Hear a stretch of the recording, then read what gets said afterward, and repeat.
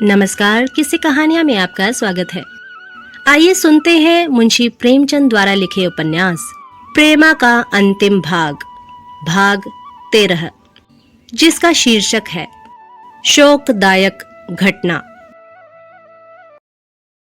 पूर्णा, रामकली और लक्ष्मी तीनों बड़े आनंद से हिल मिलकर रहने लगी। उनका समय अब बातचीत, हंसी दिल्लगी में कट जाता। चिंता की परछाई भी न दिखाई देती। पूर्णा 2-3 महीने में निखरकर ऐसी कोमलांगी हो गई थी कि पहचानी भी न जाती थी।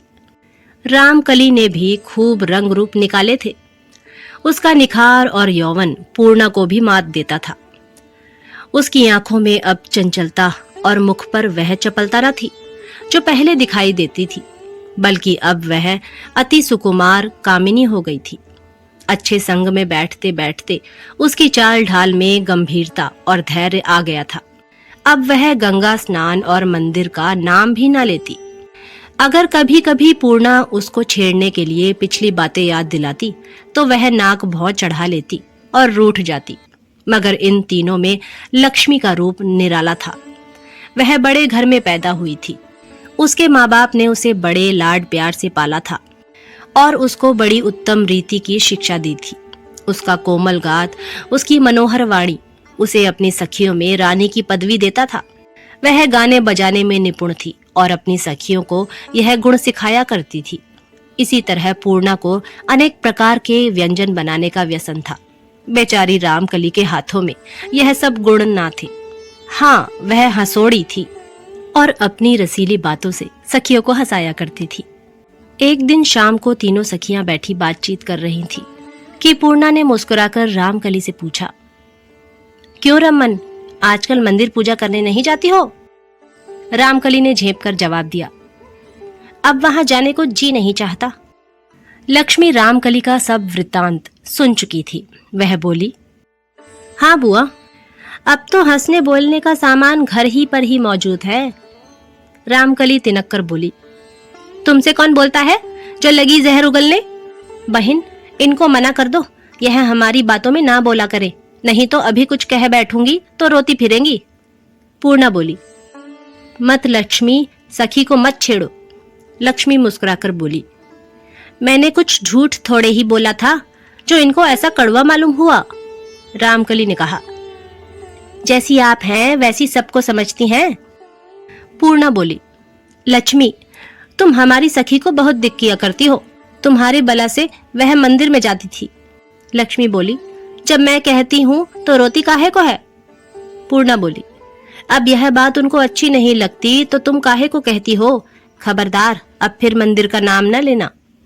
लक्ष्मी बोली, अच्छा रमन, हमें एक बात तो बताओ, हम फिर तुम्हें कभी ना छेड़ें। महंत जी ने मंत्र देते समय तुम्हारे कान में क्या कहा था? हमारा माथा छुए जो झूठ बोले। रामकली चिटक कर बोली, सुनो लक्ष्मी, हमसे शरारत करोगी तो ठीक ना होगा। मैं जितना ही तरह देती हूँ तुम उतनी ही सर चढ़ जाती हो। पूर्णा बोली, तो बतला क्यों नहीं देती, इसमें क्या हर्ज है? रामकली ने कहा, कुछ कहा होगा, तुम कौन होती हो पूछने वाली? बड़ी आई वहां से सीता बनके। पूर्णा बोली, अच्छा भाई मत बताओ, बिगड़ती काहे को हो? लक्ष्मी बोली, बताने की बात ही नहीं है तो बतलाएं कैसे? रामकली बोली, कोई बात भी हो कि यूं ही बतला दूं? पूर्णा ने कहा, अच्छा यह बात जाने दो, बताओ उस तंबोली ने तुम्हें पान खिलाते समय क्या कहा था? रामकली बोली, फिर छेड़खानी की सूझी? मैं भी पते की बात कह दूंगी तो लजा जाओगी। लक्ष्मी बोली, तुम्हें हमार कसम सखी जरूर कहो, यह हम लोगों की बात तो पूछ लेती है, अपनी बातें एक नहीं कहती। रामकली बोली, क्यों सखी, कहूं? कहती हूं, बिगड़ना मत। पूर्णा बोली, कहो, सांच को आज क्या? रामकली ने कहा, उस दिन घाट पर तुमने किसे छाती से लिपटा लिया था? पूर्णा बोली, तुम्हारा सर। लक्ष्मी बोली, समझ गई, बाबू अमृत राय होंगे, क्यों, है ना? यह तीनों सखियां इसी तरह हंस बोल रही थी कि एक बूढ़ी औरत ने आकर पूर्णा को आशीर्वाद दिया और उसके हाथ में एक खत रख दिया। पूर्णा ने अक्षर पहचाने। प्रेमा का पत्र था।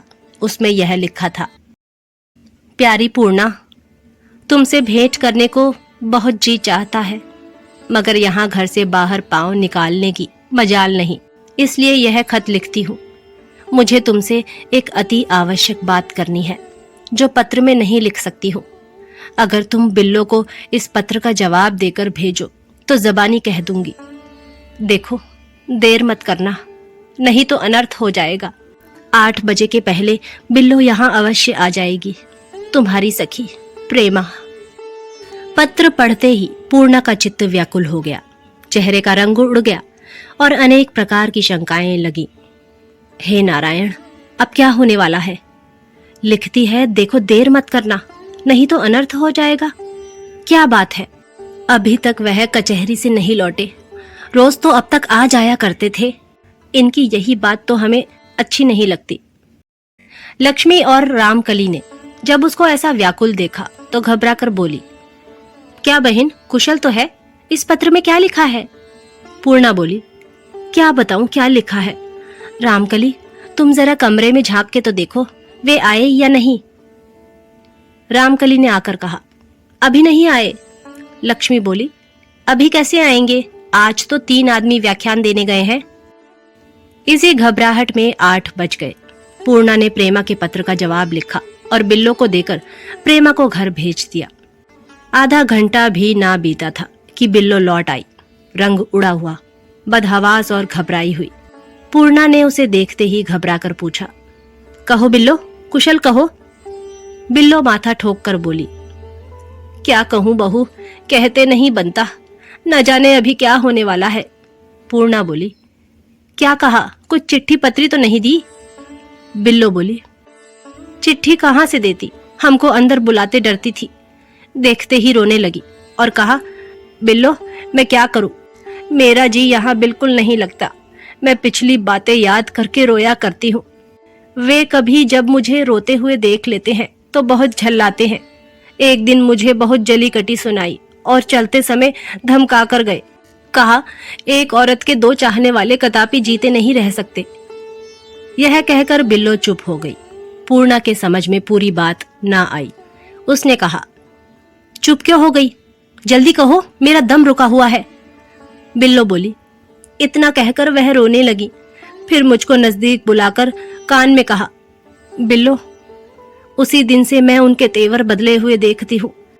वह 3 आदमियों को साथ लेकर रोज शाम को न जाने कहाँ जाते हैं। आज मैंने छिपकर उनकी बातचीत सुन ली। 12 बजे रात को जब अमृत राय पर चोट करने की सलाह हुई है, जब से मैंने यह सुना है, हाथों के तोते उड़े हुए हैं। मुझ अभागिनी के कारण न जाने कौन कौन दुख उठाएगा। बिल्लो की जबानी यह बातें सुनकर पूर्णा के पैरों तले मिट्टी निकल गई। दाननाथ की तस्वीर भयानक रूप धारण किए उसकी आंखों के सामने आकर खड़ी हो गई। वह उसी दम दौड़ती हुई बैठक में पहुंची।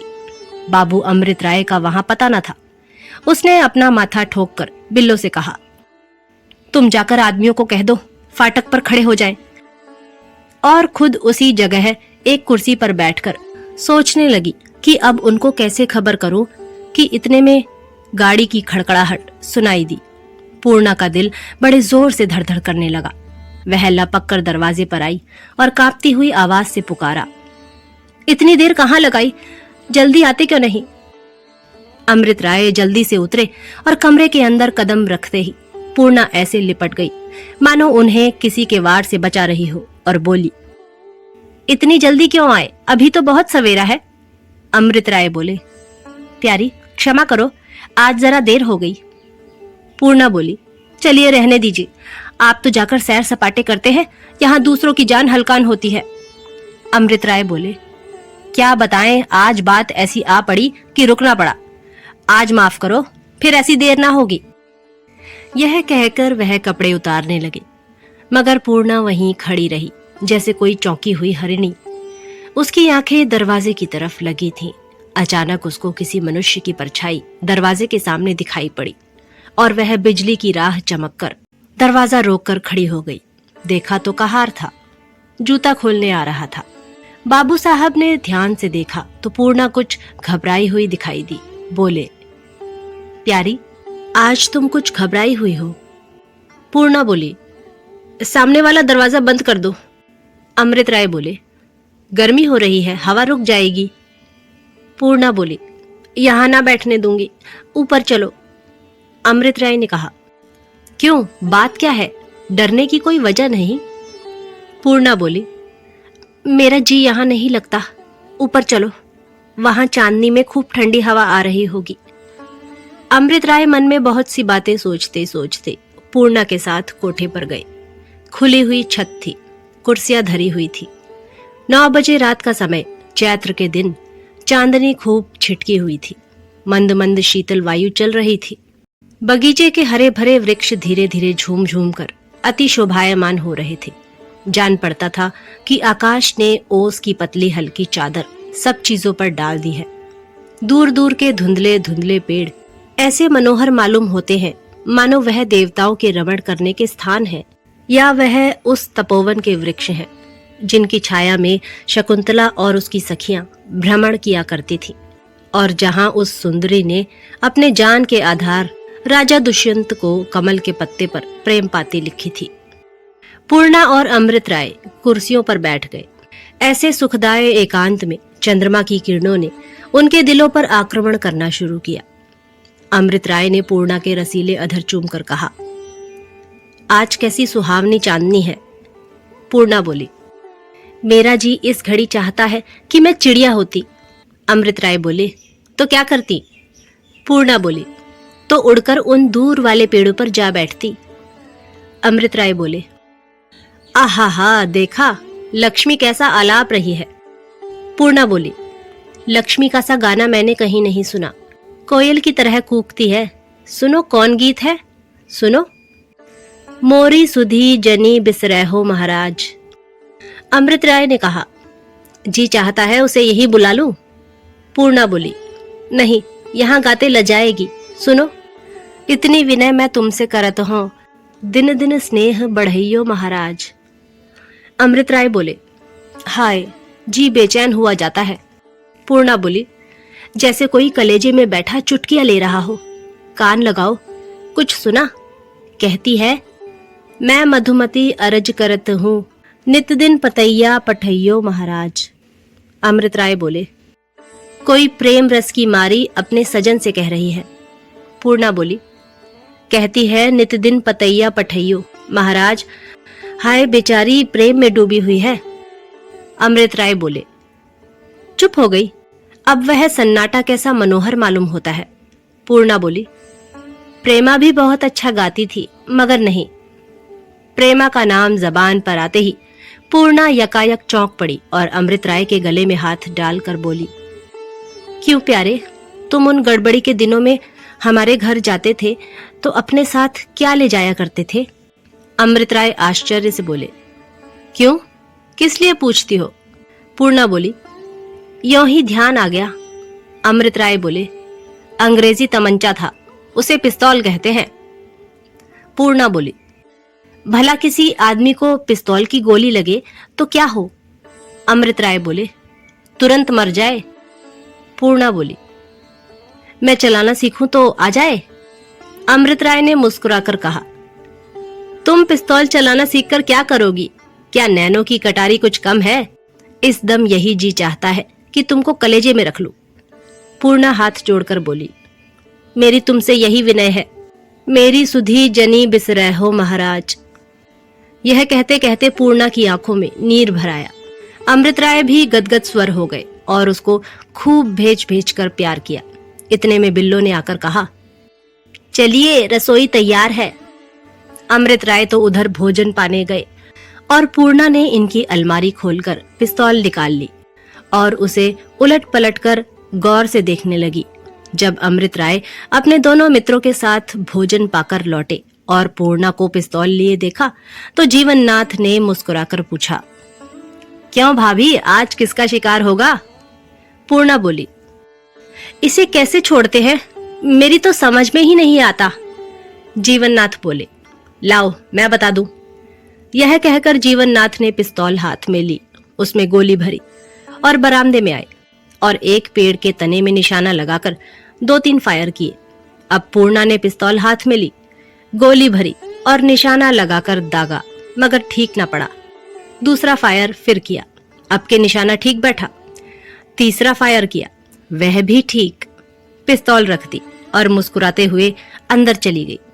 अमृत राय ने पिस्तौल उठा लिया और जीवननाथ से बोले, कुछ समझ में नहीं आता कि आज इनको पिस्तौल की धुन क्यों सवार है। जीवननाथ ने कहा, पिस्तौल रखी देख के छोड़ने को जी चाहा होगा। अमृत राय बोले, नहीं, आज जब से मैं आया हूं कुछ घबराया हुआ सा देख रहा हूं। जीवननाथ बोले, आपने कुछ पूछा नहीं? अमृत राय ने कहा, पूछा तो बहुत, मगर जब कुछ बतलाए भी हूं हां करके टाल गई। जीवननाथ बोले, किसी किताब में पिस्तौल की लड़ाई पढ़ी होगी, और क्या। प्राणनाथ ने कहा, यही मैं भी समझता हूं। जीवननाथ बोले, सिवाय इसके और हो ही क्या सकता है। कुछ देर तक तीनों आदमी बैठे गपशप करते रहे। जब 10 बजने को आए तो लोग अपने अपने कमरों में विश्राम करने चले गए। बाबू साहब भी लेटे, दिन भर के थके थे, अखबार पढ़ते पढ़ते सो गए, मगर बेचारी पूर्णा की आंखों में नींद कहां। वह 12 बजे तक एक कहानी पढ़ती रही। जब तमाम सोता पड़ गया और चारों तरफ सन्नाटा छा गया तो उसे अकेले डर मालूम होने लगा। डरते ही डरते उठी और चारों तरफ के दरवाजे बंद कर दिए। मगर जवानी की नींद बहुत रोकने पर भी एक झपकी आ ही गई। आधी घड़ी भी न बीती थी कि भय में सोने के कारण उसे एक अति भयंकर स्वप्न दिखाई दिया। चौंक कर उठ बैठी, हाथ पांव थरथर कांपने लगे, दिल में धड़कन होने लगी। पति का हाथ पकड़कर चाहती थी कि जगा दे, मगर फिर यह समझकर कि इनकी प्यारी नींद उचट जाएगी तो तकलीफ होगी, उनका हाथ छोड़ दिया। अब इस समय उसकी जो अवस्था है वर्णन नहीं की जा सकती। चेहरा पीला हो रहा है, डरी हुई निगाहों से इधर उधर ताक रही है। पत्ता भी खड़खड़ाता है तो चौंक पड़ती है। कभी अमृत राय के सिरहाने खड़ी होती है, कभी पैताने। लैंप की धुंधली रोशनी में वह सन्नाटा और भी भयानक मालूम हो रहा है। तस्वीरें जो दीवारों से लटक रही हैं, इस समय उसको घूरते हुए मालूम होती है। उसके सब रोंगटे खड़े हैं। पिस्तौल हाथ में लिए घबरा घबरा कर घड़ी की तरफ देख रही है। यकायक उसको ऐसा मालूम हुआ कि कमरे की छत दबी जाती है। फिर घड़ी की सुइयों को देखा, 1 बज गया था। इतने ही में उसको कई आदमियों के पांव की आहट मालूम हुई। कलेजा बांसों उछलने लगा। उसने पिस्तौल संभाली। यह समझ गई कि जिन लोगों के आने का खटका था वह आ गए। तब भी उसको विश्वास था कि इस बंद कमरे में कोई ना आ सकेगा। वह कान लगाए पैरों की आहट ले रही थी कि अकस्मात दरवाजे पर बड़े जोर से धक्का लगा, और जब तक वह बाबू अमृत राय को जगाए कि मजबूत किवाड़ आप ही आप खुल गए और कई आदमी धड़धड़ाते हुए अंदर घुस आए। पूर्णा ने पिस्तौल सरकी, तड़ाके की आवाज हुई, कोई धम से गिर पड़ा, फिर कुछ खटखट होने लगा। 2 आवाजें पिस्तौल के छूटने की और हुई, फिर धमाका हुआ।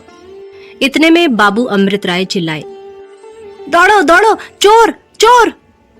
इस आवाज के सुनते ही 2 आदमी उनकी तरफ लपके, मगर इतने में दरवाजे पर लालटेन की रोशनी नजर आई और प्राणनाथ और जीवननाथ हाथों में सोटे लिए आ पहुंचे। चोर भागने लगे, मगर दोनों के दोनों पकड़ लिए गए। जब लालटेन लेकर जमीन पर देखा तो 2 लाशें दिखाई दी। एक तो पूर्णा की लाश थी और दूसरी एक मर्द की। यकायक प्राणनाथ ने चिल्लाकर कहा, अरे यह तो बाबू दाननाथ हैं। बाबू अमृत राय ने एक ठंडी सांस भरकर कहा,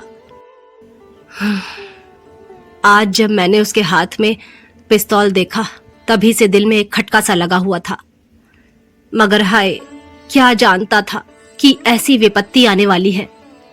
प्राणनाथ ने कहा, दाननाथ तो आपके मित्रों में थे।